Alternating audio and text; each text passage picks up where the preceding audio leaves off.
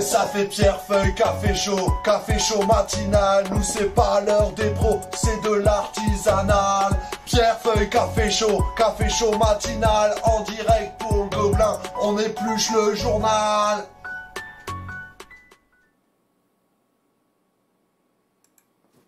Yo yo yo, coucou, salut tout le monde, bienvenue à ce nouveau Pierre c'est moi, feuille pour le canard, café pour la nécessité de se réveiller le matin. J'espère que vous êtes tous hyper bien réveillés, moi pas du tout, hein, parce que là il fait, je sais pas combien il fait froid, hein. On serait bien tous restés dans notre lit, attention c'est pas très bien cadré ça, hein. Oh y'a rien qui va, qu'est-ce que c'est que ça bazar. Donc salut à tous, bienvenue à Pierre Feuille Café, je suis ravi d'être là avec vous. On va saluer Piu Piu, Emoufle, Adriana, Linda et Urial. Ça fait déjà du monde. Et Space Caillou, bah bonjour tout le monde. Hein. On devrait faire un roulement comme ça. C'est pas toujours moi qui me lève. Là, qui est chaud pour le faire la semaine prochaine? Non, c'est que le début. Alors, salut à tous. On est aujourd'hui le jeudi, parce que le Pierre Feuille Café c'est le jeudi. Le jeudi 11 février, c'est le jour du chien-dent dans le calendrier républicain. Et oui, c'est plutôt rigolo comme mot, chien-dent. Chien-dent, c'est une sorte de mauvaise herbe. Il paraît que c'est la mauvaise herbe la plus redoutée des jardiniers. Alors, je sais pas pourquoi spécialement aujourd'hui, parce que le chien-dent aujourd'hui, il doit rester bien au chaud dans sa petite terre. C'est ce que je ferais si j'étais du chien-dent et si je n'étais pas journaliste pour le Gobelin du Ternois. Voilà. Alors, comment est-ce qu'on commence une bonne journée avec du café? Salut à tous. Non, le vrai truc pour s'enjailler, parce que là, notre corps il est un peu engourdi par le froid, par le sommeil qui ne veut pas partir. Alors du coup, moi je vous propose la blanquage. Allez, hop là. Allez, on s'y met, hein. Et si Monsieur Blanca il le fait, hop là. Voilà. Avec le René. Les points. Signalés. Hop. Allez, plus haut les points. Jean-Michel. Hop, les lunettes. Hop. Et on recommence. La Blanqueur Jume. Ah, bah là on est chaud, hein. Et ça motive. Pouh, voilà, moi je suis réveillé. J'espère que c'est votre cas. Privé de café ici, les tuyaux sont gelés. Wow, pas cool. T'es où, Uriali, en fait? Bonne question. Après, moi que tu sois dans le Ternois, parce que ici, il y en a quelques-uns. Alors, c'est pas pour te narguer, c'est pour vous donner des idées. En plus, il y a de la fumée qui sort. Quelle fumée! Fumée. Je sais pas si on parle de fumée pour une boisson, d'ailleurs. Et salut Chipaoli et Osphir et tout. Bah écoutez, vous êtes au taquet ce matin. C'est top. Uriali qui est dans le sud du Nord, d'accord. Ah ouais, t'es pas à Ternois quoi. C'est encore pire, non? Côté de Valenciennes ou quoi, c'est... Quand il fait froid là-bas, ça rigole pas. Alors, qu'est-ce qu'on a aujourd'hui? On a, ben voilà, l'abeille toute chaude. Alors, ouais, effectivement, les news sur la une, c'est pas super joyeux. Alors, j'ai feuilleté, j'ai préparé un peu. Hein. Allez, attention, on n'y prend pas deux fois. Vous m'entendez et tout, il y a tout qui roule, ouais. J'avoue que depuis la semaine dernière, j'ai vu aussi bien au niveau du Gobelin que chez mes confrères, pas simple. Bravo à l'abeille d'avoir réussi à faire un journal et tout, parce que niveau actu, c'est pas foufou, mais on va quand même regarder un petit peu tout ce qui se passe. Seiya qui est arrivé, salut Seiya qui est dans le générique, c'est normal, c'est un peu pour toi qu'on l'a fait. C'est pas ça, Métienne, c'est Pierre Feuille Café. Bon. Tout. Mais d'abord, alors après la Blanquer Gym, les habitués, qu'est-ce que c'est aujourd'hui? Ah voilà, la une de la Voix du Nord, avoir 20 ans au temps du Covid. Tiens, il y en a peut-être dans le chat qui pourront nous en parler, j'avoue que c'est pas... Si j'aimerais bien être à leur place, parce que voilà, avoir 40 ans au temps du Covid ou 20 ans au temps du Covid, à choisir, moi je suis pas contre les 20 ans. Alors, mais à 40 ans et qu'on est né le 24 juillet, que nous réserve cette journée? Ah bah, ça promet. Tiens, Lyon, c'est moi. Soyez plus explicite dans vos remarques, ok. On a en effet du mal à vous comprendre, donc à vous suivre. Alors non, mais rien que ce matin, discutant avec Célia, ma joyeuse stagiaire, je dis bah viens faire Pierre Feuille Café. Elle m'a dit quoi? De quoi tu parles? Donc déjà ça partait mal. Vous au moins vous avez compris. Affectif, extériorisez vos sentiments, je vous aime tous. Voilà, tous les Twitchers. Gros bisous. Eh, commence la journée par de l'amour, hein. Je suis trop réservé, vous risquez de passer à côté de l'âme sœur. Moi, trop réservé? À un moment, je sais pas, hein. Arrêtez. Je ne sais pas. Bon, bah, ça va, la journée se passe pas mal. Il suffit que je déclare mon amour et que j'explique bien mon travail. Ça va. Donc du coup, je pense que ce PFC va durer 5 heures. Le temps de bien tout expliciter. Alors, on va changer un truc. D'habitude, j'attaque direct l'abeille. En plus, désolé l'abeille, la semaine dernière, je me suis rendu compte que j'ai lu à peine la moitié. Et il y avait encore plein de trucs dedans. Donc là, on va prendre le temps. Mais du coup, parce qu'en soi, l'abeille, elle date d'hier soir. Ouais, elle est plus si chaude que ça, j'ai mis sur le chauffage, mais bon, ça fait pas effet. Du coup, les vraies nouvelles fraîches, elles sont dans la Voie du Nord. Donc on va commencer par les nouvelles fraîches du Ternois. Alors qu'est-ce qu'on a sur la une de la Voie du Nord? Arajoux à Ternois. Oh là là, tu vois les mots flènes, terre en fait reportée comme tant de choses.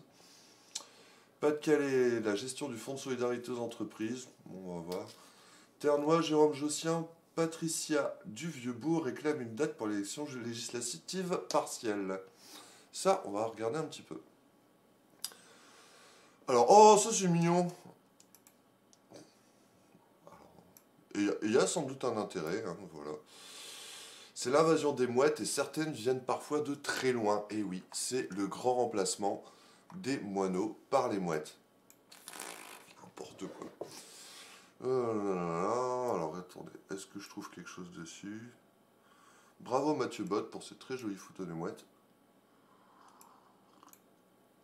C'est des mouettes chez vous? On a un peu, on a toujours un peu dans les champs, traînent derrière les tracteurs quand ils retournent la terre et compagnie, mais bon. Alors il faut pas les nourrir de pain d'ailleurs. Ah, éboueur, nettoyeur, indicateur de pollution, des mouettes bien utiles. Voilà, et ben prenez une mouette. Bon écoutez, je vois rien a priori de foufou, mais si ça vous intéresse, voilà, sachez que il y a des mouettes qui se promènent un peu partout. Je vous avais dit, on rame. Si donc voilà, la Terre en fête, reporté en 2022, fallait s'y attendre. Il y a un truc que j'aurais juste voir, c'est quand est-ce que c'était prévu? En juin 2021. Donc voilà, déjà, les gros événements prévus en juin, on est en train de repousser à 2022. Bon. Ok, qu'est-ce qu'on a d'autre? Gestion du fonds de solidarité aux entreprises. On va pas se plonger là-dedans. On parlera tout à l'heure des entrepreneurs, parce que là, moi, j'ai de l'info, j'ai du scoop. Ah, donc, stay tuned. Et...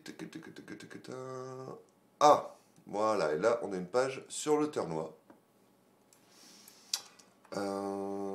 Qu'est-ce que ça donne?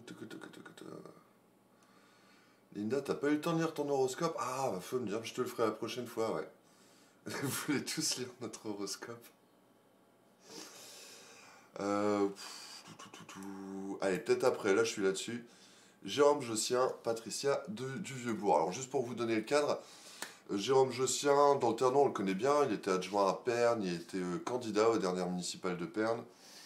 Et il est pas mal investi sur toutes les questions de rail en fait. Et nous, c'est un gros sujet, le rail, la SNCF, le train, tchou tchou tchou. Et donc là, il est candidat pour Génération.s. Alors ça, Génération, c'est le parti de Benoît Hamon. Si on peut dire, à titre personnel, j'aime plutôt bien Benoît Hamon, puis il y a des idées assez intéressantes, dont le revenu universel qu'il a quand même mis sur le tapis et dont on a parlé, je crois, la semaine dernière, où il y avait un très bon article de Brian O'Malley sur le Gobelin du Ternois il y a 15 jours maintenant, donc voilà, je vous invite à lire ça. Et Génération.s, alors ça doit être une sorte d'écriture inclusive dont je ne suis pas fan, parce que je suis un petit peu à l'ancienne. Et lui est allié au Parti communiste français pour les élections législatives de la 6e circonscription. Alors pour vous la faire bref, en fait la 6e circonscription avait été remportée par Brigitte Bourguignon, qui était députée PS je crois de base, qui est partie du côté de la République en marche. Elle a été nommée, alors je sais plus si c'est ministre ou secrétaire d'État, je dirais une bêtise, notamment pour les personnes âgées. Je sais que là, en pleine crise, tout ce qui est EHPAD et tout, c'est elle qui gère. Sauf que du coup, vu qu'elle est ministre, elle pouvait plus être députée, donc c'est son suppléant qui a pris le poste, et son suppléant lui dit non, non, je vais pas trop y aller. Et donc du coup, bah, pouf, poste vacant, législative, partielle. Et a priori, ça devrait se dérouler, eh ben on ne sait pas. Alors, je le fais vite fait. Pourquoi aucune date n'a encore été retenue pour l'élection législative partielle? Voilà. Donc, en fait, il y a Monsieur Jossien et Madame Duvieux-Bourg qui s'interrogent là-dessus. Il faut prendre toutes les précautions. Aller voter n'est pas plus dangereux que faire ses courses dans un centre commercial de moins de 20 000 m². Ce qui n'est pas faux en soi. Il y aura moins de monde dans un bureau de vote que dans un commerce. Si les gens se ruaient pour aller voter, comme ils se ruent sur les sols de la démocratie, irait sans doute mieux. Donc voilà, a priori, on n'a toujours pas de perspective. Je check vite fait. L'organisation du scrutin en juin, sans doute les mêmes jours que les départementales et régionales, leur paraît utopique et irréalisable. Ah, ce qu'on avait parlé aussi, hein. Les régionales départementales qui devaient se dérouler, je pense, au mois de mars, là, ça arrive un peu tôt, donc par rapport à la crise, on dit non, non, on fait ça en juin. Et donc, ce serait peut-être le cas aussi pour ces législatives partielles. Voilà. Allez, je vais pas m'éterniser, mais bon, le sujet est quand même super important, parce que il s'agit de la démocratie, surtout l'élection de députés, quoi, c'est les représentants de la nation. Et là, on ne sait pas, et voilà, la 6e circo n'a plus de représentants, et ils ne savent toujours pas quand ils en auront. Ah, voilà. Entre et le truc aussi... Voilà, pardon, on va finir là-dessus. Le statut de ministre délégué de Brigitte Bourguignon, donc c'est les ministres délégués, lui permet plus facilement d'aller à la rencontre des élus locaux et des acteurs économiques, sociaux ou médicaux, une concurrence que nous jugeons déloyale et approuvée par le plus haut sommet de l'État. Bah oui, parce que vu qu'elle est ministre, bah, du coup, c'est vrai que on la voit assez souvent. Bon, après, on la voit beaucoup à l'Assemblée, en commission, en compagnie. Mais du coup, quand elle fait des visites, tout ça, bah, c'est elle qu'on met en avant. Et forcément, bah, Monsieur Jossien, Madame Duvieux-Bourg, on n'a pas forcément l'occasion de les voir. Donc voilà, la démocratie, mais ça c'est depuis le début de la crise, hein. Rappelez-vous les municipales l'an dernier. On va pas y revenir, hein. Et là, qu'est-ce qu'on a? Tant qu'on est sur le Ternois, Bertrand Baucan, donc c'est le nouveau maire de Bourg, veulent continuer à valoriser le village. Bonne idée.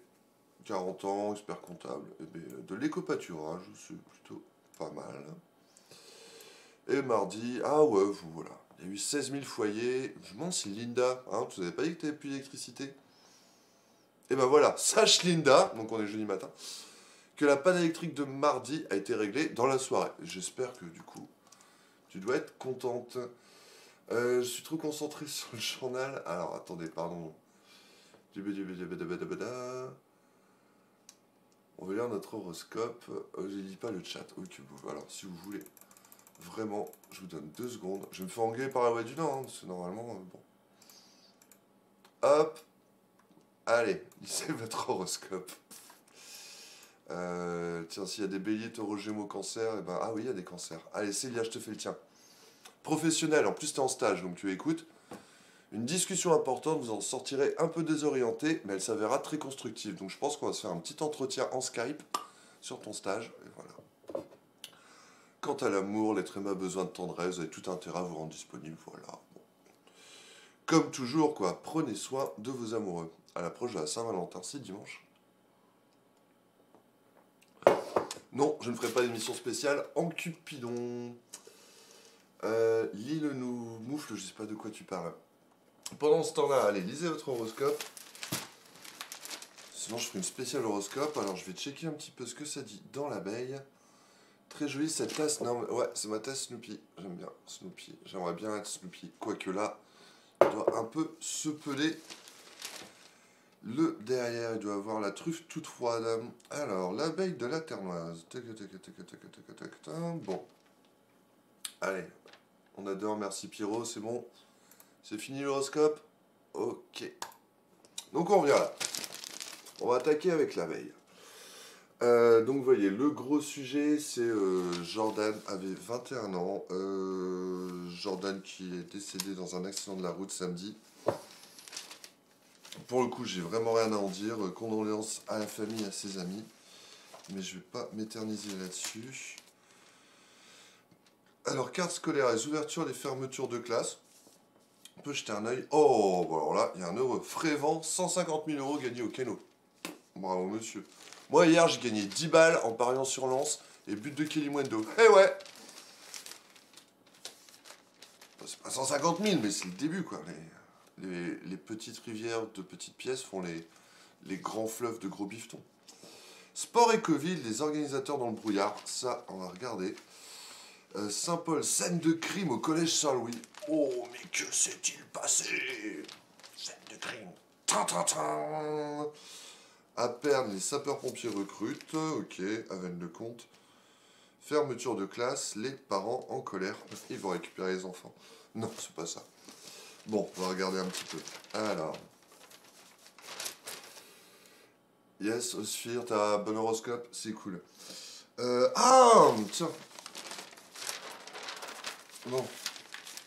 Ça va toujours. Moi, je suis en freestyle, hein, c'est parti.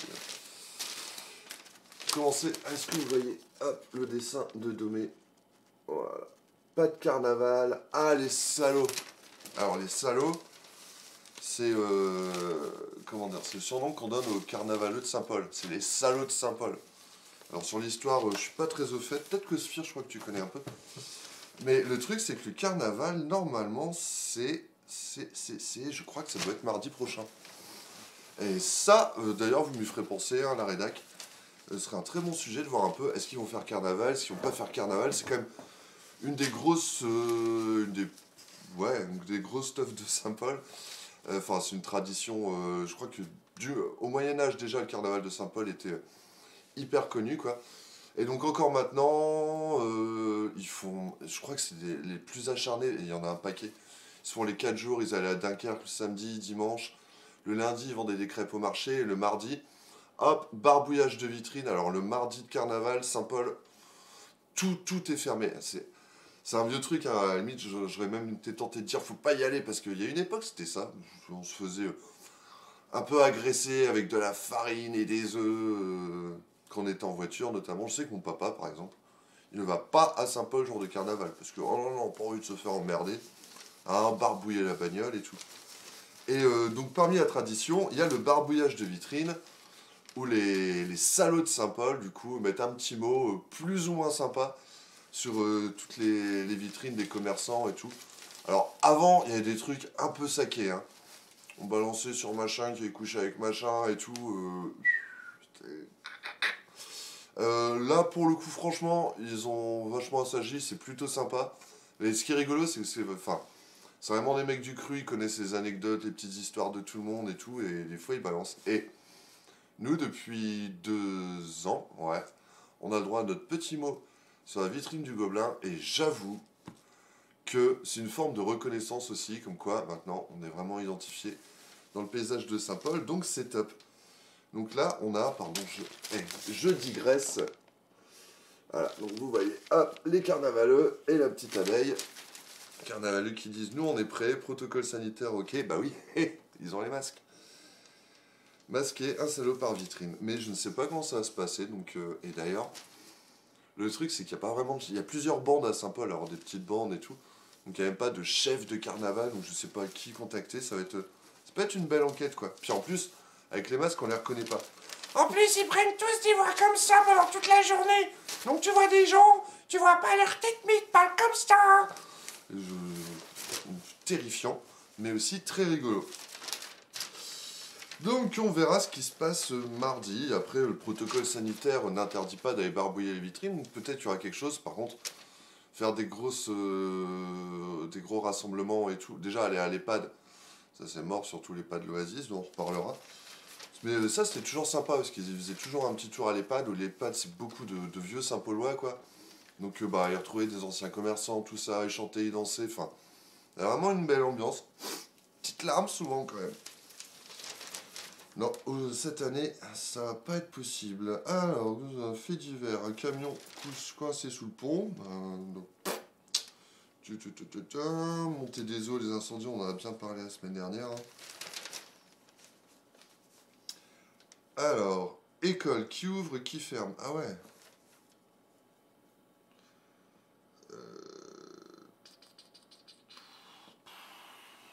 L'article est super long, je le prends 2 secondes pour regarder. C'est pas évident d'identifier un salaud. Mais non, c'est clair, même ceux que je connais, hein.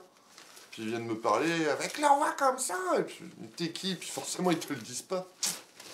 Hein, ah, gobelin, alors, gobelin. Ils sont un peu tarés, mais ils sont sympas.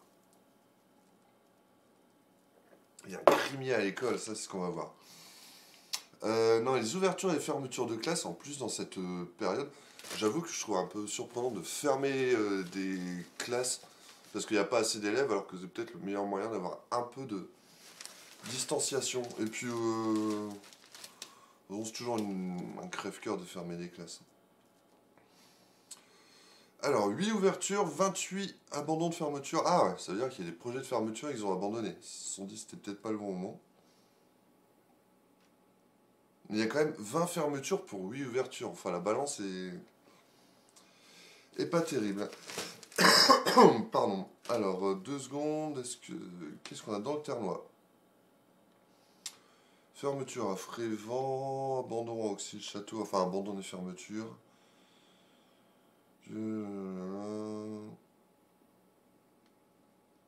Ouais, c'est beaucoup de listings, on va pas rentrer là-dedans. Je suis pas sûr que niveau échange ce soit ouf. Il cherche l'amour dans l'abeille. Hop, voilà. Bah, pas moi, parce que mon horoscope a dit qu'aujourd'hui c'était le grand jour. Donc non. Religion, enfin voilà, bonne Saint-Valentin à tous. Qu'est-ce que c'est dit? Ah, attendez. Ah non, en fait c'est super ça. Les petites annonces permettent parfois de trouver l'âme sœur, parce qu'en fait l'abeille de la Ternoise, il y a encore, parce que oui, ça se fait encore, mais aussi comme dans la Voie du Nord, comme pas mal de journaux, mais il y a encore des annonces de rencontres. J'avoue que j'ai pas du tout prévu de faire ça, mais le sujet est plutôt cocasse, donc vu que je me sens d'humeur cocasse aujourd'hui, regardez, mine de rien, les annonces de rencontres de l'abeille, il y a, hop, 1, 2, 3, 4 colonnes, quoi. Quand même un paquet. Alors, regardez, est-ce que je vais trouver là-dedans?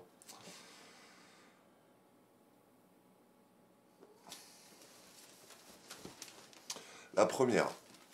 Monsieur cherche femme délaissée, oubliée, abandonnée pour une nouvelle vie. 45 ans et plus, pour un mort toujours. Et c'est mignon, c'est quand même bizarre de dire moi je cherche juste, je veux une femme délaissée, oubliée, abandonnée, quoi. Alors vraiment, histoire de la sortir du ruisseau. Ok, mais tant mieux pour cette dame, hein. Voilà, et il y en a quand même énormément finalement. Alors du coup, c'est qu'on sait pas trop... comment dire? C'est dans le secteur ou quoi, des fois il y a un peu des pubs pour des sites un peu coquins. Donc, mais ça a l'air sérieux, par exemple... tiens là, Monchy-Breton. Femme 25 ans recherche homme, Monchy-Breton. Bon, très ouvert. Il était une histoire, à vôtre, j'écris pour vous vos souvenirs. Nous en ferons un livre destiné à ceux qui vous sont chers. C'est pas trop la rencontre ça. Enfin voilà, toujours est-il qu'il y a toujours énormément de personnes qui cherchent l'amour sur l'abeille. Donc à l'heure où on parle de l'amour sur internet, surtout par temps de confinement, de Tinder, de Grindr, pour ceux de l'autre bord. Et ben voilà, sachez qu'il y a encore ça. Pareil qu'il y a un truc, c'était le chasseur français. Vous connaissez le chasseur français? Magazine de chasse. Et il y a une époque, je sais pas si c'est toujours le cas, hein, mais c'était le plus gros truc où il y avait toutes les annonces de rencontres en fait. Et il y avait un énorme business autour de ça, dans le chasseur français. Bon.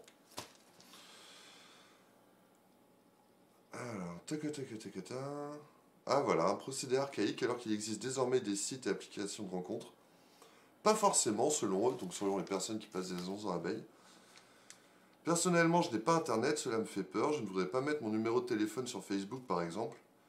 Alors que dans le journal, ça me dérange moins. Je suis sûr que seuls des gens du coin pourront le voir. C'est vrai. Explique Jean-Paul, 68 ans.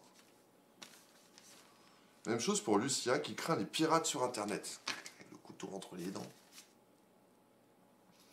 Pour lui, seul le journal pourra lui permettre de rencontrer quelqu'un, surtout en période d'épidémie. C'est pour cela que je publie chaque mois une annonce dans l'Abeille et dans le journal de Montreuil. Cela me coûte 26 € par mois. Quand même, 26 € par mois. Oui, que les sites de rencontres c'était cher, mais... Et après, par contre, enfin désolé, mais Lucien, si tu mets 26 € par mois pour passer les petites annonces, ça doit pas marcher super, quoi. Ou alors c'est que tu papillonnes. Un petit Lucien. Voilà. Ah ben, est-ce que ça marche? Au début, j'avais quelques femmes qui m'appelaient uniquement pour me demander combien je gagnais. D'accord. J'ai vite compris qu'elles étaient plus intéressées par l'argent que par faire un bout de chemin de vie ensemble. Ouais, après, c'est un peu toujours les mêmes questions. Ce qui m'interpelle quand même, c'est que c'est quand même un business qui tourne toujours. Les petites annonces pour faire des bisous. On peut envoyer nos annonces pour le PFC, c'est-à-dire que si tu veux mettre comme annonce, recherche Twitcheuse pour regarder le PFC le jeudi matin. Ouais, on peut faire ça. Donc voilà, un petit article un petit peu cocasse, et je trouve ça bien que l'abeille, voilà, se regarde un petit peu. Super idée. Voilà, pour le coup, très bon article. Bravo à Florian Galland, qui est d'ailleurs un petit nouveau de l'abeille, donc bienvenue à lui.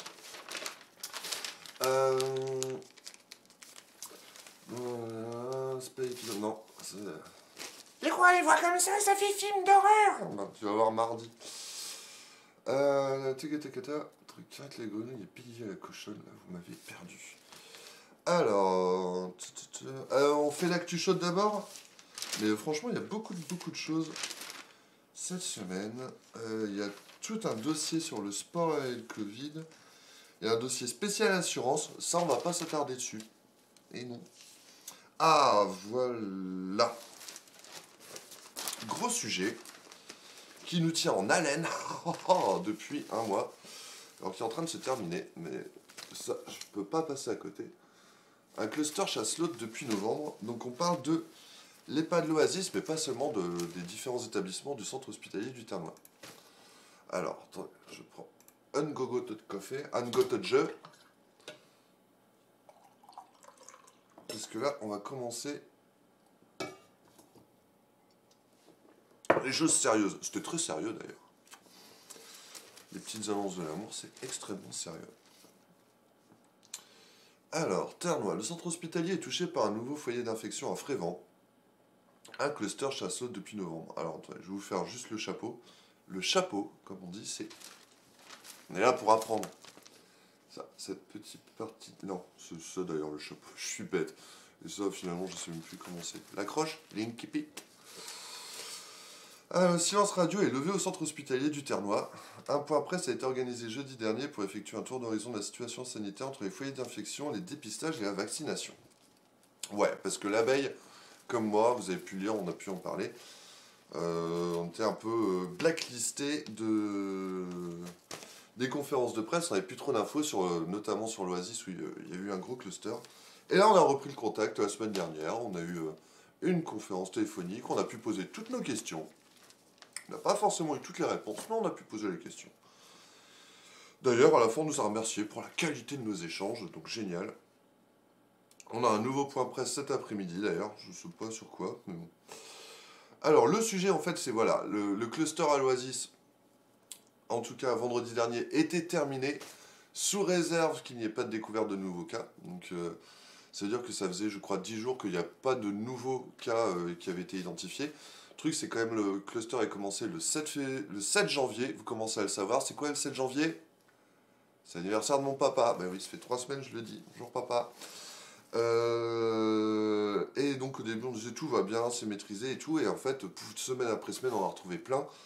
Ça a duré donc un mois et on en est arrivé à 30 résidents positifs, 4 décès et un certain nombre de cas chez des agents aussi. Mais ça, on n'est pas trop le détail. Donc je regarde vite fait ce qu'en dit l'abeille. Donc ouais, mais en même temps, il y avait un autre foyer au Pommier à Frévent, mais on suit moins Frévent. Donc voilà, ces deux-là, c'est terminé.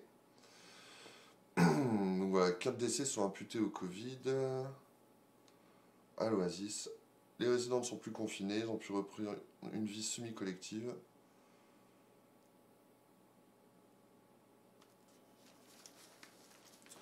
Alors, j'avoue, je cherche la petite bête, parce que sinon, enfin, nous, on a sorti un article dessus dans le Gobelin, mais qui était hyper factuel.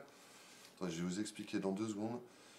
La vaccination, 80% de ceux qui pouvaient être vaccinés l'ont été, indique la directrice. Ce qui ne veut pas dire 80% de l'ensemble des résidents accueillis, des 500 résidents. Et non, nous n'avons pas obtenu plus de précisions complémentaires. Certains résidents ont été touchés par la Covid malgré la vaccination, reconnue la directrice.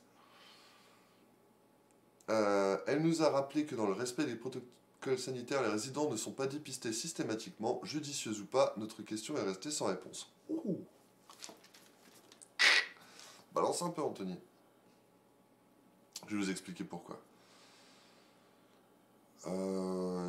Voilà, alors c'est assez factuel, mais effectivement, le truc, c'est que, comme je disais, il y a pas mal de questions qui sont restées sans réponse. Par exemple, combien... Alors moi, je m'intéressais surtout à la gestion de crise au niveau de l'EHPAD d'Oasis.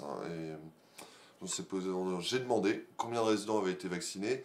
Est-ce que des résidents qui avaient le Covid avaient été vaccinés? Ah, pas de réponse. Est-ce que les 4 résidents décédés ont été vaccinés? Il y a peut-être... Alors, on ne sait pas, mais en tout cas, la question est légitime. Certains proches, en tout cas, se posent la question. Et on nous a dit non. Non, les 4 résidents décédés n'ont pas été vaccinés. Ah bon?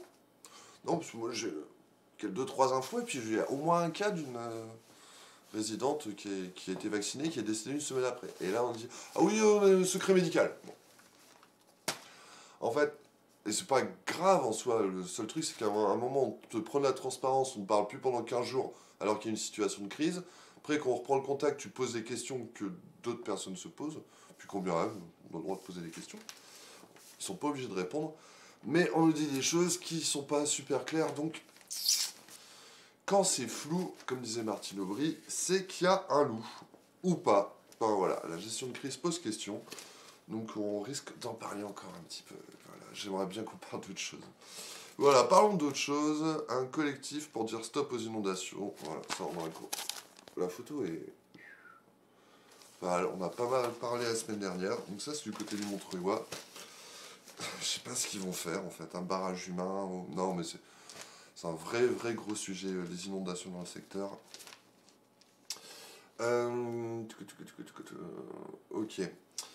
Ensuite, allez, on avance. Voilà, allez, on va changer un petit peu. Fait divers. Tintintin. Les collégiens ont mené l'enquête. Le collège Saint-Louis transformé en scène de crime lundi. Alors, je ne sais pas ce que c'est. Je suis vexé de ne pas avoir été invité d'ailleurs. Ça aurait changé un petit peu de l'actu pas forcément cool en ce moment. Attention, scène de crime. Le 3e étage a été transformé le temps d'une journée en terrain de jeu pour des enquêteurs en herbe.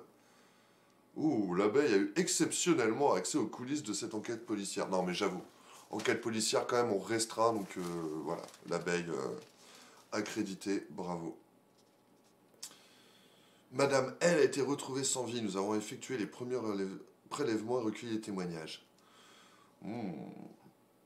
Révèle Marion et Augustine, 2 enquêtrices. Ça fait un peu Scooby-Doo, quoi.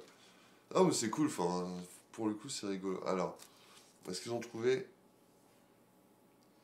Ah, super. Donc en fait, ils ont fait la scène de crime, ils ont fait l'enquête, donc plusieurs disciplines associées à l'enquête. Rédaction du rapport, interrogatoire, prise de notes en cours de français, analyse d'empreintes et de prélèvements pour la biologie, recherche d'informations et réalisation de portraits robots CDI, étude du système judiciaire en éducation civique et morale.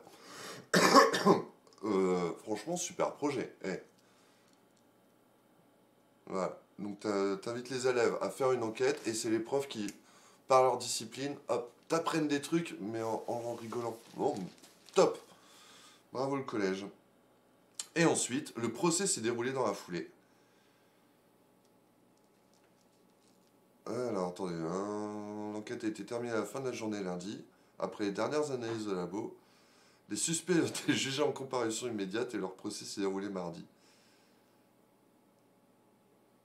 Ah, on n'a pas le... Je pense que le délibéré a dû être reporté une date ultérieure.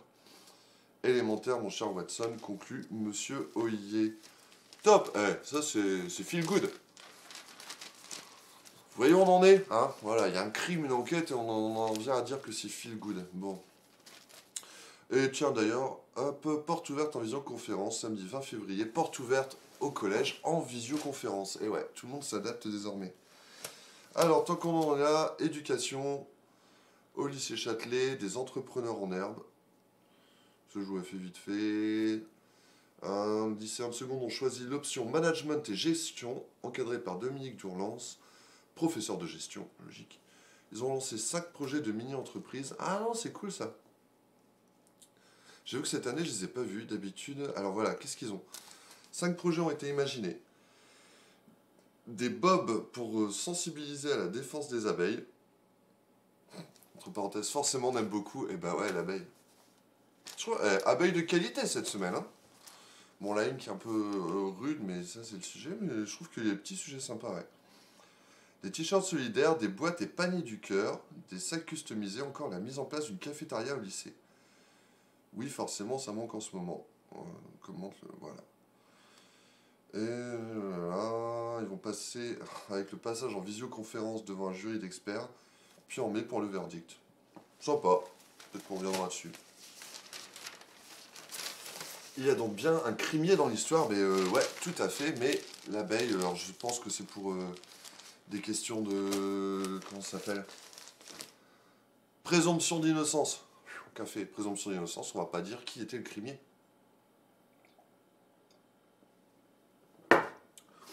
Ouais, et Linda, alors la chanson en entier, non. Peut-être un jour. Peut-être. C'est chouette. Ah oui, lol, Linda, tu l'auras. Alors, bon allez, on avance, on avance. Réunion d'information pour les associations. 4 bénévoles mis à l'honneur pour Ternois Escalade. Bah ouais, du coup, ils font un peu ce qu'ils peuvent pour se réunir et puis célébrer un peu des trucs. Ah si, allez, 2 secondes, ça peut intéresser du monde. Comment dire, c'est le fonds de développement pour la vie associative. Si vous avez une asso, si vous avez besoin de sous, on a toujours besoin de sous pour vous développer. Voilà, il y a le FDVA qui existe, un dispositif de l'État et de soutien au développement de la vie associative. Voilà, jetez un œil, je vous 2 secondes, 22 février, une réunion d'information est organisée avec le CPIE du Val-de-Thie, donc c'est à Saint-Paul je crois, à la Maison pour tous, 22 février, 14h30. Et vous pouvez vous inscrire auprès d'Alain Caveil, donc si ça intéresse du monde, ça peut être bien. Bon, ça on a déjà parlé. Fouflari Camé, l'abeille se trompait dans les tuyaux, mais c'est... Ah ouais, une petite erreur, un petit rectif. C'est bien, connaître ses erreurs. Ah, tiens, là on va enchaîner. Hop, bon, l'USSP, comme chaque semaine, le bénévole de l'USSP, pour le centenaire du club, là on parle de Cédric Thomas, et oui. Le monsieur formation du club, donc je vous invite à le lire. Et voilà.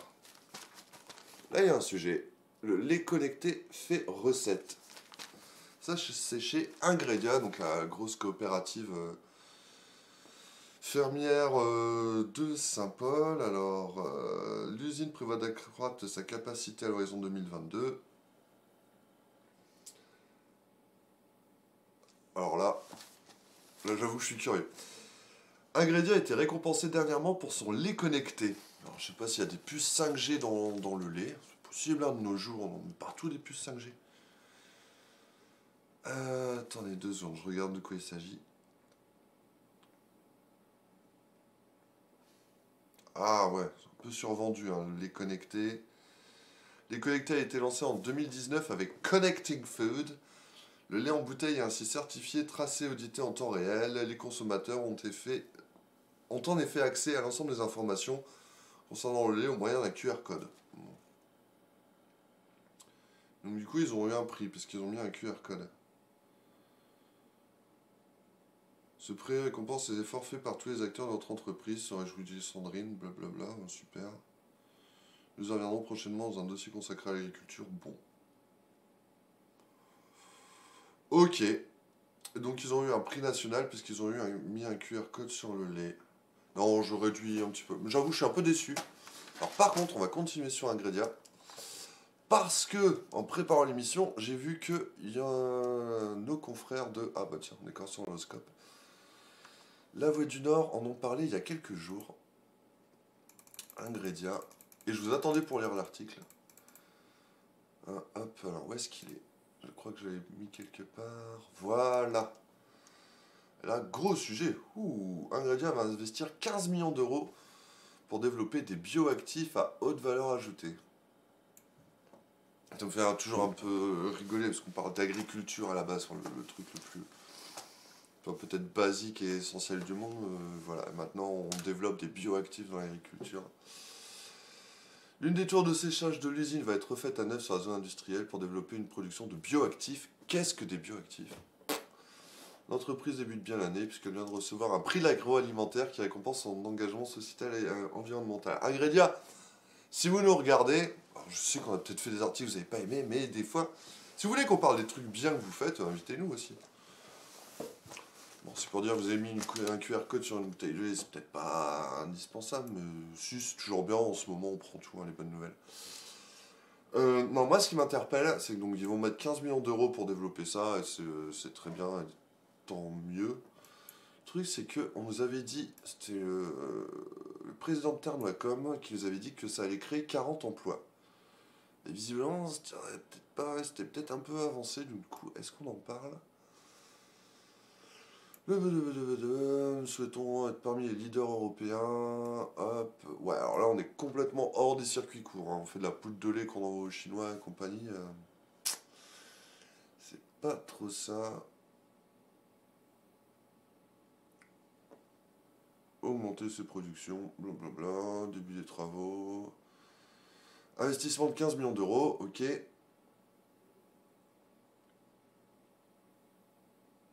Ah bah on parle pas d'emploi, ok. Et l'autre information, c'est qu'ils ont eu un prix pour mettre un QR code. Ok, c'est super. Ouais.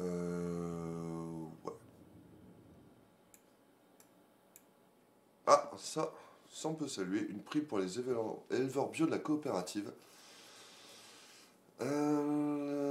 Oui, parce qu'en fait, il y avait des éleveurs bio qui avaient fait une lettre en début d'année pour dire ça serait bien de revoir un petit peu les prix, hein, où est-ce qu'on en parle. C'est que c'était Michael Poyon, notamment le maire de Héricourt, qui était monté au créneau là-dessus. Et une prime de 1,2 centime est accordée si les éleveurs respectent 3 critères de qualité que sont les germes, spores, bityriques et cellules mammites. Bon, perdu, je fais un AVC. Le litre passe donc à 49,2 centimes. Voilà, l'objectif c'est d'atteindre les 50 centimes. Ah, ils sont passés de 48 à 49,2 et voilà, c'est pas super incitatif quand même pour les éleveurs bio, parce que normalement on devrait plutôt les encourager, hein, si on pense environnement. Bon, ok, bah, voilà, je pense avoir plus de trucs à dire sur Ingrédia, mais non. Hein. Est-ce qu'il y avait d'autres trucs sur le Ternois, 8 ouvertures, une fermeture, tout ça. Non, ok. Bon, continuons avec l'abeille. Ça va tout le monde? Tiens, Grébac élevé. Bah écoutez, bienvenue monsieur. Vous avez pris votre café? Alors, on revient à l'abeille. Du coup, on change de fenêtre. Ça va toujours. Il est quelle heure là? Je suis complètement perdu. 15 millions d'une part, 1,2 centime de l'autre. Ouais, alors, 15 millions pour investir sur l'usine, le gros bâtiment. 1,2 centimes, c'est sur 1 litre de lait. Bon, du coup, ils en font quand même beaucoup, des litres de lait. Non, ce qu'il faut voir, c'est en fait, est-ce que la vraie question, est-ce que les éleveurs laitiers, notamment en bio, sont rémunérés déjà Bah, pour pouvoir vivre, hein, parce qu'on sait que notamment chez les éleveurs laitiers, il y en a même qui régulièrement perdent de l'argent à travailler. Donc ça... Et le problème, c'est souvent toutes les questions d'intermédiaires et compagnie. Tiens d'ailleurs, tant qu'on est sur l'agriculture, on va continuer avec l'agriculture. Parce qu'on m'a dit, oui, le gobelin, c'est pas terrible et tout. Enfin, c'est pas terrible, on le voit pas bien pendant... Merde. Oups, pardon. Voilà. Le gobelin, il est là. Et moi, je vais vous parler. D'ailleurs, on va regarder un peu ce qu'il y a eu dans le gobelin. Alors, cette semaine, comme je vous disais, franchement, c'est pas fou du tout l'actu. Hein. Si on regarde un peu, hop. La semaine dernière, on était là, voilà, avec Catherine Vanille qui est arrivé DGS, on avait parlé. Et du coup, et ben depuis jeudi dernier, 3 articles seulement dans le Gobelin, on a fait d'autres trucs hein, quand même, faut pas déconner. Donc il y a eu la campagne de thèse en Ternois pour identifier les contaminations et les éventuels variants. Ça c'était vendredi et samedi à la maison de santé Léonard de Vinci. J'y suis allé d'ailleurs, 10 trucs dans le nez, c'est rigolo. J'en avais déjà fait un il y a quelques mois. Et en fait ça chatouille, et puis moi j'étais mort de rire en fait, le trituré. C'est rigolo. Et voilà, bon, ça a fait rire que moi. Peut-être que vous, ça vous fera rire. Négatif, bébé. Ah bah ouais. Voilà, donc la fin du cluster à l'Oasis, on en a parlé, et Graines en Or. Juste pour un petit mot sur la Covid dans le Ternois, en fait, il semblerait, après c'est régional, mais en tout cas dans le secteur, ça je l'ai appris dans la Voie du Nord. Il y a 2 classes fermées à l'école du Sacré-Cœur à Frévent parce qu'ils ont détecté un variant anglais. Il y a une classe au collège Saint-Langreux de Saint-Paul. Et en fait, c'est un sentiment, mais de ce dont je peux discuter et les infos qui me reviennent, voilà, il y aurait quand même pas mal de variants, en tout cas, de présence du variant anglais dans le secteur, du côté de Frévent. On m'a rapporté ça notamment, donc il y avait visiblement un gros taux d'incidence sur le Ternois. Donc c'est pour ça que, d'ailleurs, si vous nous regardez, si vous passez devant le Gobelin, et ben le bureau est fermé parce qu'on est en télétravail, parce que déjà Monsieur Castex il a dit, donc nous, réglo. Et puis on n'a pas envie de déconner là-dessus. En ce moment, on est en pleine crise, donc voilà. Et puis il fait chaud ici à la maison, hein, voilà.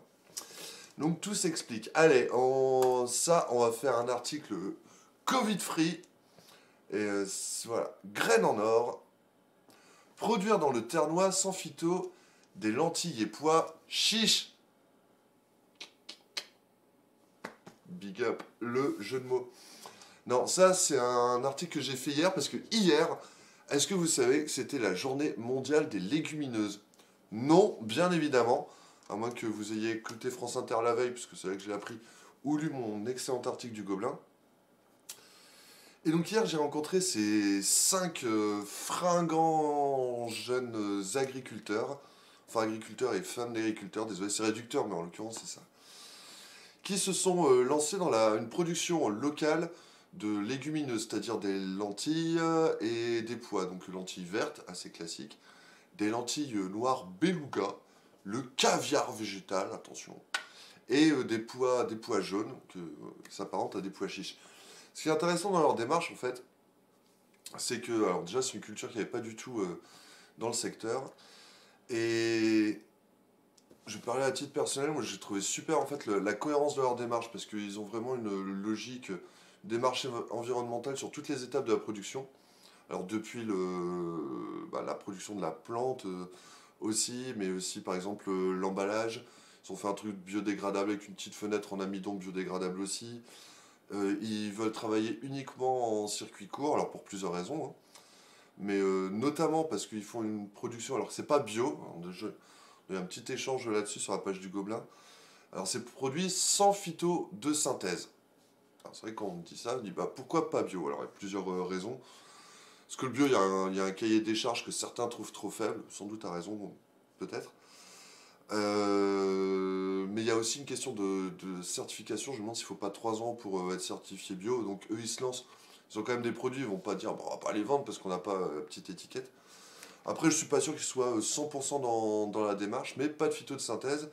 ce qui est quand même bien, et environnementalement, c'est quand même des produits hyper locaux, parce que c'est produit sur 3 fermes, une à Ostreville, une à Nakotcot, et une à Équirre, donc 3 points du Ternois. Et leur idée, c'est de vendre dans le Ternois, et ils ont même créé leur marque, attendez, je vais vous montrer ça, voilà, qui s'appelle Graines en Or, donc vraiment une démarche totalement locale. Ah ouais, hop, là on voit mieux. Donc vous reconnaissez avec le campanile de Saint-Paul, Ternois, Pas-de-Calais, donc vraiment avec une identité régionale. Petit logo sympa en plus avec le, hop, le côté un peu, voilà, vous voyez, c'est ici, c'est pour bien montrer que c'est produit ici. Et le truc en fait, c'est que c'est légumineuse. Alors pourquoi est-ce qu'ils sont lancés là-dedans? Parce que finalement, sur le nez creux, c'est quand même un produit qui est pas mal, on va dire, à la mode pour plusieurs raisons. Parce que c'est une source végétale de protéines. C'est une alternative, en tout cas, enfin, ça fait partie des choses qu'on utilise pour manger moins de viande. Parce qu'environnementalement, alors après, on va pas rentrer dans le débat, mais ce qui est sûr, c'est que la production de viande est un gros émetteur de gaz à effet de serre. Les vaches qui pètent. C'est très réducteur, mais bon, voilà, vous avez compris l'esprit.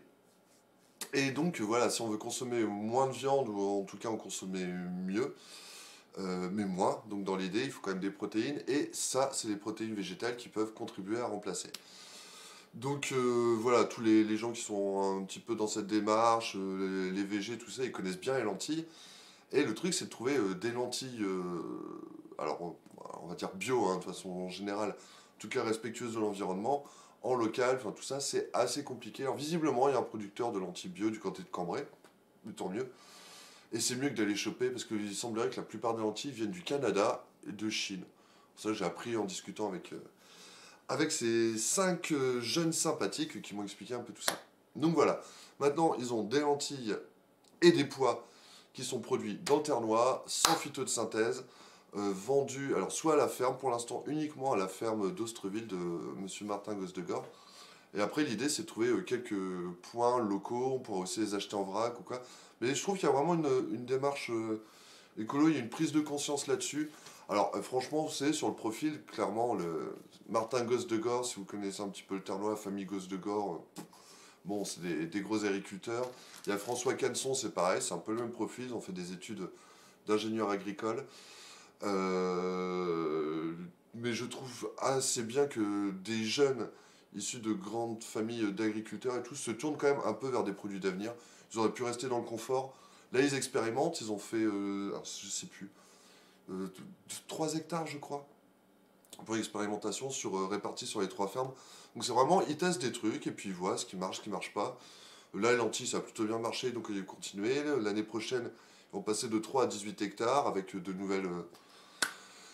nouvelles plantes. Donc voilà, moi je salue la démarche. Voilà, maman, dire ce qu'on pense. Tiens, Samuel Etienne est en live. Salut Samy, mais nous, on n'a pas fini. Pif, un truc dans le nez, c'est rigolo. Au pire, en 2021, on verra plus tard. Joli titre, n'est-ce pas? Des légumineuses, ça fait de la lumière. Non, mais alors, juste là-dessus, parce que j'ai cogité un peu sur le titre, et je me suis dit, est-ce qu'on pourrait faire. Enfin voilà, c'est une idée légumineuse, lumineuse, tout ça, mais j'ai pas trouvé. Je t'embaucherai, monsieur Grébac. Oh, oh, il est bon! Oh, il est bon! En circuit court, produit localement, c'est des lentilles de contact. Putain, si je l'avais eu celle-là, ouais, je crois qu'on aurait fait quelque chose, quoi. Il est vraiment très fort. Voilà, donc ça c'était l'article Feel Good du Gobelin. J'avoue que c'était pas évident d'être Feel Good hier parce que... Est-ce que je vous en parle vite fait? Petite seconde. Allez, on va faire du teasing. Non, parce qu'hier matin, j'ai passé... Ah, donc avant de rencontrer ces jeunes, en plus super sympa, franchement... ça faisait longtemps, j'ai pas rigolé. Enfin voilà, on a rigolé autour d'un sachet de lentilles. Et... Non, non, ils sont cool, belle démarche. Juste avant, ça c'est moins fun. Des chiffres et des graphes. Voilà, on est plein. Des graphiques. Ouais. Tout ça, mais vous dites, mais qu'est-ce qu'il fait avec tous ces graphiques? Voilà, tout ça, c'est ce que je dois lire, étudier. Parce que vous pourrez lire très vite dans le Gobelin du Ternois une étude qui a été menée par Initiative Terre-Neuve-Cette-Vallée sur les entreprises face à la crise économique et sanitaire, sur le moral des entrepreneurs. Et j'avoue que voilà, on a passé 1 heure et demie à discuter de ça avec monsieur André Genel, un truc sympa, pour le coup, on parlait de la vie d'entreprise, mais on va pas se mentir, ça craint. Qu'est-ce que c'est? Mais vous arrêtez de sonner un petit peu. Alexis a pas corbu. Non, mais tu vas attends en feu, toi, tu veux me sortir des titres avec des blagues. Donc voilà, ils ont fait une étude. Alors je veux pas, parce que même moi, il y a énormément de trucs à assimiler, hein. Mais juste dans les grandes lignes, ils ont fait une étude nationale. Attendez. Ah, je suis perdu. J'ai besoin d'un assistant. Au moins d'un stagiaire. J'ai un stagiaire dans le chat là. Normalement ils sont là les stagiaires, hein. Vous êtes sur vos heures de travail, je vous rappelle les loulous. Hop, hop, on ferme ça et voilà. Donc il y a une étude qui a été réalisée fin novembre, début décembre par le réseau Initiative sur l'ensemble du territoire. Et donc il y a l'antenne locale, donc Artois, Terre-Neuve-Cette-Vallée qui a pris en charge ça. Et ils ont demandé à voilà, 90 entrepreneurs donc sur leur territoire de répondre à un certain nombre de questions sur comment ils voient l'avenir, sur leur morale, sur l'impact de la crise sanitaire. Donc gros sujet. Et alors ce qu'il faut savoir, c'est que le réseau Initiative, il accompagne les créateurs, les repreneurs d'entreprises. C'est essentiellement des TPE, hein, ce qu'on a un TPE pour très petites entreprises, c'est-à-dire de moins de 3 salariés. Après, bon, il y a quelques petites boîtes, mais bon, c'est quand même des petites structures. Donc, qu'est-ce qu'on peut en dire? Je vous fais. Allez, juste la grande ligne.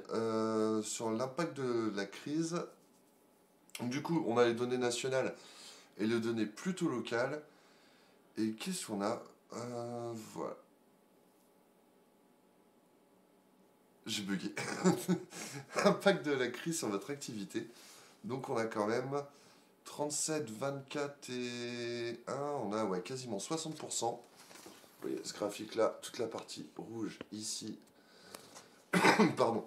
Ceux qui ont estimé que la crise avait eu un impact fatal, 1% pour notre territoire.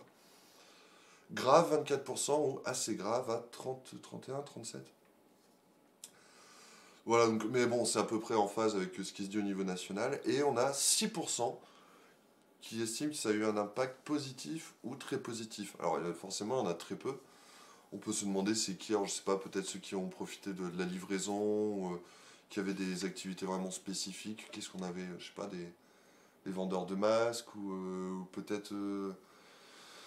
ouais, tout ce qui est peut-être en circuit court, aussi, qui ont pu bénéficier, en tout cas pendant le premier confinement, de ce genre de choses. Alors, situation grave ou fatale pour 85% des hôtels, cafés, restaurateurs. Ouais, bah, tu m'étonnes. Voilà. Et la question, c'est des menaces durables redoutées par les entrepreneurs pour l'avenir de leur entreprise. Et en fait, voilà, quelles sont les principales menaces que redoutent les entrepreneurs? Alors, pour 52%, donc au niveau local, hein, 52% redoutent un troisième confinement, 48% la baisse durable de la consommation des Français, et 40% le remboursement des prêts reports de charges. Donc, bon, sur pourquoi un troisième confinement, on comprend, hein, forcément c'est confiné, donc l'activité économique, elle tombe. C'est intéressant, voilà, la baisse durable de la consommation des Français. Alors, au niveau national, ils étaient à 40%, là on est quasiment à 50% en local. Et ben, forcément, parce que alors, si vous avez suivi un petit peu les infos en général, le niveau d'épargne des Français est au top, parce que forcément en cas de crise, on a un peu peur de l'avenir, donc on met des sous de côté. Sauf que les sous qu'on met de côté, on consomme pas, donc ça ne fait pas tourner la machine, et voilà. Je sais pas comment on appelle ça, c'est de l'anti-keynésianisme peut-être. Et donc la crise se poursuit, en plus il y a des gens qui vont perdre leur boulot, donc moins de sous, donc moins de consommation, donc voilà, le cercle visqueux, vous voyez l'idée. Pardon. Dernier prêt, le remboursement des prêts et reports de charges, parce qu'en fait, ce que m'expliquait M. Jonel d'Initiative Artois Terre-Neuve-Cette-Vallée, c'est qu'actuellement, ils ont plutôt une... Comment dire? Les entreprises tiennent le coup. Elles tiennent le coup parce qu'elles sont abreuvées de subventions, il y a des prêts alors à bateau, non mais c'est que les taux d'intérêt sont bas. C'est pas des prêts de... Bon. Débrouillez-vous. Donc pour l'instant ça tient. D'ailleurs je lui ai demandé, mais vous avez des fermetures d'entreprise et tout, parce qu'ils accompagnent notamment des boîtes qui se créent, et tu te lances en pleine crise, pas simple. Et il dit que non, finalement très peu, même les tribunaux de commerce n'ont pas enregistré une hausse des fermetures, à la limite, au contraire, même moins que les autres années, parce que actuellement on alimente avec des aides, des prêts garantis par l'État et tout. Le truc, c'est qu'à un moment, c'est déjà les prêts, il va falloir les rembourser. Il y a aussi les cotisations sociales des entreprises qui ont été suspendues depuis le mois de mars-avril. Donc suspendues, ça ne veut pas dire annulé. Et peu de chances que ce soit annulé, parce que sinon c'est aussi l'État qui... Enfin, vous voyez, dégringolade. C'est l'anti-ruissellement du coup. C'est les dettes qui vont partir un peu partout. Donc actuellement, ça tient. Ce que m'expliquait M. Genel, c'est que les reports de charges et tout, c'est pour l'instant en tout cas jusqu'en avril. Donc en avril, il y a moyen que toutes ces entreprises, bam, il va falloir qu'elles commencent à rembourser les prêts, qu'elles commencent à payer les charges qui ont été suspendues. Et donc tout ça, ça risque de faire très mal, quoi. Donc c'est pas dit que toutes les entreprises puissent. Donc voilà, fermeture, licenciement, plus de chômage, moins d'argent, baisse de la consommation, grosse crise, quoi. Ça va le moral? Ah non, mais j'avoue que je suis sorti de là et il m'a sapé le truc. Et il insistait surtout pour dire qu'a priori, c'est dans les prochaines semaines que ça risque de douiller, qu'on va commencer à avoir les remboursements de prêts, de charges et compagnie. Voilà, bon après, franchement, le truc est super intéressant, j'ai pas le détail, on va pas rentrer là-dedans. Mais vous allez lire ça bientôt dans le Gobelin du Ternois, ok? Oui, Pierre, c'est très intéressant, merci beaucoup. Le cercle visqueux, oui, c'est une blague, monsieur Alexis. Combien fait café serait une quotidienne? C'est pas pour tout de suite, mon loulou. Alors, où est-ce qu'on en est? Il est 10 h, putain, ça fait déjà 1 heure. Et je suis loin d'avoir fini. Alors, on va enchaîner tout de suite avec ça. Ça, c'est une bonne nouvelle. Ouais, c'est carrément une bonne nouvelle. Est-ce que vous reconnaissez ce bonhomme? C'est Vito. Hein, aka Victor Ropital de Gauchin vers loin. D'ailleurs, on avait déjà fait un excellent article sur lui il y a 2 ans, je crois. Et donc Vito qui va sortir son album le 20 février. Et sachez que Vito, ce charmant jeune homme, sera notre invité dans l'Apocalypse mardi prochain. Et ouais. Donc bon, on va pas regarder dans le détail l'article, sinon on va vous spoiler. Donc je vais pas lire. Enfin si, quand même, juste au moins le début. Ah, il sort un album de 6 titres le 20 février intitulé Nouveau Monde. Le jeune artiste gauchinois, j'ai cru qu'il avait écrit gauchiste, mais il pourrait. C'est pas le dernier, Vito. Propose dans une ambiance sombre, assumée, une chronique amère de notre société. Voilà, donc je vous invite à jeter un coup d'œil. Hein. Il est sur YouTube, il y a pas mal de clips, sur Facebook, Vito Musique. Et donc venez nous voir mardi dans l'Apocalypse. On va recevoir Vito. C'est vrai qu'il a des trucs un peu banals, mais un peu révolutionnaires. Enfin, il est dans l'air du temps, quoi. N'hésitez pas. Qu'est-ce qu'on a ici? Ah, alors la brebis galeuse en pleine croissance. Majuscule la brebis galeuse, monsieur l'abeille. C'est la bière de Rouelcourt, hein, qui a été lancée, je sais plus quand. Visiblement, ça cartonne. J'avoue qu'on les a toujours pas rencontrés. Bon. On leur a proposé de leur faire un petit publi, et puis... oui, je sais pas, c'est quoi votre retour d'expérience? Combien votre taux de transformation? Je sais pas, hein. Nous, on transforme la bière en pipi. Et après, la publicité, je n'en sais rien. C'était pas du tout nécessaire, ça. Et voilà. Allez, qu'est-ce qu'on a? Bon, après, on part sur Frévent. Et voilà, c'est pas notre cœur, donc... Ah, voilà. Ah, Fréventin qui a gagné 150 000 balles. Ouais, je suis jaloux. Donc, je vous feuillette l'abeille vite fait. Les pompiers de Pernes cherchent à recruter, si vous êtes motivés.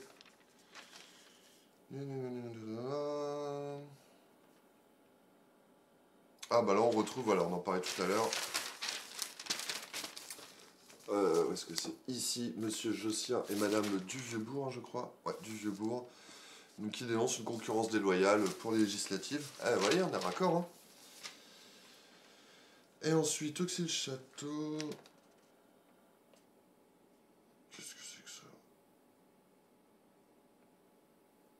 Une nana qui passait chez Cyril Hanouna, elle a pas kiffé. Ça s'est transformé en combat de coq. Ouais. En plus, il y a Jean-Luc Mélenchon qui va chez Hanouna ce soir. La politique, c'est plus ce que c'est. Hein. Bon, et ben voilà pour l'abeille. On est d'accord? Est-ce que vous êtes au courant de trucs qu'on n'aurait pas fait?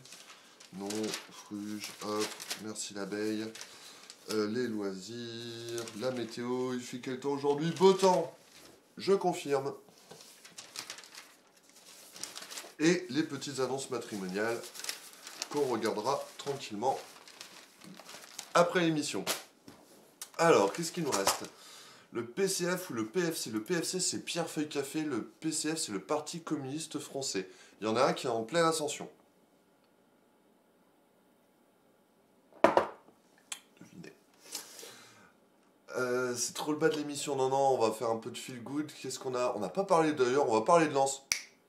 Est-ce qu'on en parle tout de suite? Donc, dans le Gobelin du Ternois, est-ce qu'il y a d'autres trucs? Non. Mais donc suivez, donc à venir dans le Gobelin, on va en tout cas bien parler de cette histoire de morale des entrepreneurs, parce que je pense qu'il y a beaucoup à dire. Et donc la Voix du Nord, est-ce que j'avais gardé des trucs sous le coude dans la Voix du Nord? Donc ça, celle de dimanche. Bah voilà, 150 000 euros gagnés, un dépôt sauvage. Mais voilà, je vois chez mes confrères, hein, l'actu en ce moment, c'est rude. Et parce que nous aussi, les journalistes, on en a marre, Covid par-ci, Covid par-là, donc on essaie de trouver d'autres sujets, mais vu qu'il se passe pas grand-chose, c'est pas simple. Et des élèves de 5e Prévert à découvert du cinéma, bah ça c'était la semaine dernière dans l'abeille, je crois. Et on a zappé d'en parler. Voilà,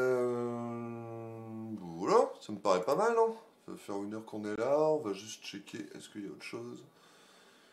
Dans la Voie du Nord, pleine vanne de froid, 16 000 personnes privées d'électricité. Linda, on pensait à toi. Et donc ça, c'est le journal d'aujourd'hui. Je recheck, hein, les mouettes ont à causer, terre en fête reportée. Tiens, d'ailleurs, ça pose la question de la foire de Saint-Paul qui doit se tenir mi-mars. À mon avis, pas cette année non plus. Hein.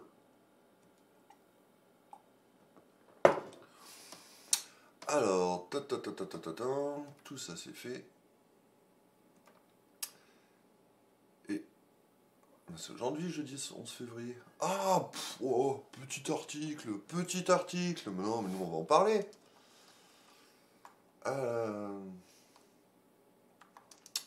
De Lens qui... Oh, zut. Ok, il faut que je me reconnecte à la Voie du Nord. Voilà. Les 100 heures ont volé dans les plumes des Canaries à l'agonie. Hop, ah zut, non, on va revenir, comme ça vous verrez la photo. Donc vous voyez là, Corentin Jean qui a inscrit un doublé, je crois qu'il a même fait une passe D, hein. Donc voilà, on a mis une branlée 4-1 hier contre les Canaries du FC Nantes. Et alors autant bien sûr ça fait plaisir hein, en Coupe de France. Un match le mercredi à 14h45, enfin, tant mieux, moi je suis en télétravail, de toute façon j'ai posé mon après-midi. Mais ça commence à devenir n'importe quoi. Je sais pas si vous avez vu, même le match du samedi soir de Ligue 1 va être diffusé à 13h désormais. Bon, après, parce qu'il y avait déjà le rugby, donc c'est vrai que Canal rachète les droits, ils vont pas tout chambouler. Et c'est plutôt au foot de s'adapter, ça se comprend. Mais ouais, ça devient quand même compliqué de regarder tout ça. Alors je sais que les fans du PFC, du Pierre Feuille Café, hein, du Paris Football Club, c'est autre chose. Ça fait quand même, c'est la 4e émission, ça fait 3 fois qu'on parle de Lens parce que bah du coup ça joue beaucoup le mercredi. Je me posais juste la question, les questions très ouvertes, est-ce que le maintien du sport, du foot notamment, c'est pas aussi parce que bah, les gens sont enfermés, ils dépriment et ça permet un peu de se changer les idées parce que finalement un des seuls trucs où on parle pas Covid, enfin, moins que ça, c'est quand même le sport, et voilà, on s'enjaille pendant 90 minutes, allez, 100 et or, Jean-Michel Blanquer, pom-pom signalé, quoi. Et ça permet peut-être de se changer les idées. Je me demande si, quelque part, bon, il y a des grosses questions de pognon, hein, mais aussi, est-ce que pour le moral des gens, c'est pas important que le sport continue? Alors, pas pour le moral des Nantais, parce que eux, quand même, déjà en décembre, il y a Domenech qui a débarqué pour remplacer, je sais plus qui était leur entraîneur. Bon, ça a un peu ricané sous cap, à raison Parce que, bah voilà, 2 mois après, 0 victoire, je sais plus combien il a fait, 7 défaites de nul, chose comme ça. Et donc hier, juste avant la Coupe de France, pouf, Domenech sorti. Donc, non, je crois que l'histoire, c'est qu'il avait la Covid, donc du coup, il pouvait pas être sur le banc. Mais en plus, on a appris qu'il se faisait éjecter. Et ce serait Antoine Comboiré qui va le remplacer. Donc franchement, les Nantais, moi je comprends qu'ils soient au fond du trou. J'aimerais pas être un de leurs supporters. Et donc hier, même dans le jeu, franchement, il y a le premier but de Nantes, franchement, dans la construction magnifique, rien à redire. J'avoue que ça fait un peu peur, mais après on leur a roulé dessus, quoi. Mais bon, rouler sur des Canaries, à moitié comme ça, c'était pas ouf. Donc en tout cas, nous, on continue. Hein. Allez, Lens, en Coupe de France. On rejoue samedi, on rejoue ce week-end. Est-ce que quelqu'un sait? Je ne sais pas. On joue ce week-end. Alors, on me dit qu'il n'y a pas que le foot qui joue, il y a le basket et le hand. Ouais, c'est vrai. Non, mais tout à fait. Mais pour les pros. Par exemple, alors je sais pas pour les gamins, je crois pas. Hein. Linda, tu sais peut-être. Est-ce que les enfants peuvent reprendre l'entraînement en salle pour le basket, le hand? À ma connaissance, non. Je crois que les seules activités qui peuvent être possibles, c'est en extérieur. Donc pour l'instant, les petits basketteurs, c'est mort. Non, nous dit Linda. Voilà. Et donc c'est un petit peu dommage pour eux. 4-2. Quoi que 3-2. On n'a pas fait 4-2 contre... On a fait 4-1, non? Putain, il me met le doute. Ah non, 4-2. Je sais plus comment on a pris le deuxième alors. Je devais faire la sieste devant le match.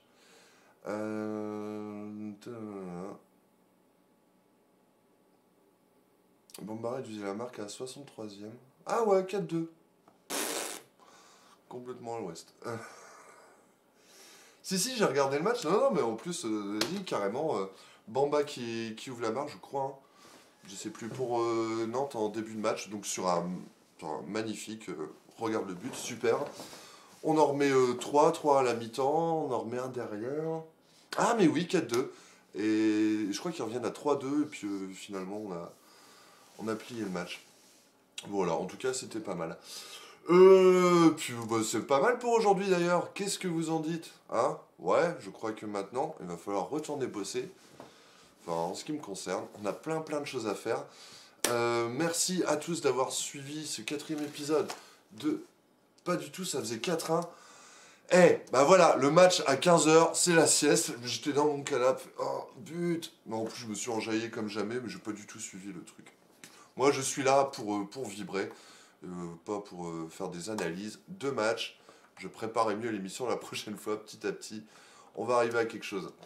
En tout cas, le faux supporter, ouais, on s'enjaille. Quand on va au stade, moi, une fois sur deux, je sais même pas si on a gagné ou pas. Enfin, si on a crié beaucoup ou pas crié beaucoup. Quoique, des fois. Toujours est-il qu'avec tout ça, j'ai bu 1 litre de café ce matin, au taquet, pour partir sur la journée. Bonne journée à tous. On se retrouve la semaine prochaine. On se retrouve dimanche pour le Chimili Libing sur la télé du Gobelin. Abonnez-vous à Twitch, abonnez-vous sur YouTube aussi pour rien rater de tout ce qu'on fait. Suivez le Gobelin du Ternois, lisez la presse, informez-vous, mais pas trop. Allez vous promener, profitez de l'air, aérez-vous l'esprit et puis prenez soin de vous. Et je vous laisse avec un dernier truc pour s'enjailler, le meilleur générique du PFC. Eh ouais, c'est pas ça Métienne, c'est Pierre-Feuille Café.